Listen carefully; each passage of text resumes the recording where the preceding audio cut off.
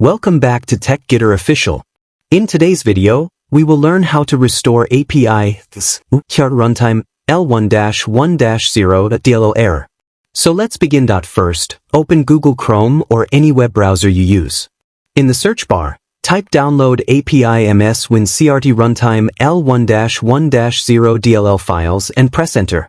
Now, click on the first website that appears. Make sure it's a trusted one like dll-files.com or Microsoft's official site. Once you're on the website, scroll down a little and you'll see different versions of the file listed under architecture. Here you need to check whether your system is 32-bit or 64-bit. Now, download the correct file based on your system. In my case, it's 64-bit, so I'll click on the download button next to the 64-bit version. Once the download is complete, open it, then right-click on the zip file, and select Extract Files. A small pop-up window will appear. Just click OK to confirm extraction. After a few seconds, the files will be extracted into a new folder.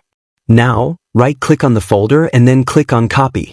Next, open this PC, go to your C drive, then open the Windows folder, and inside that, open the System32 folder.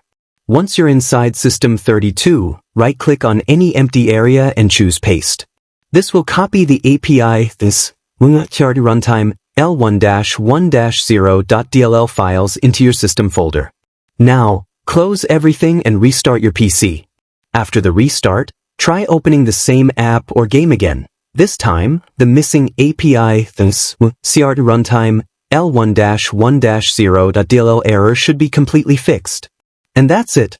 Thanks for watching. If this tutorial was helpful, make sure to like, comment, and subscribe to Tech Gitter Official.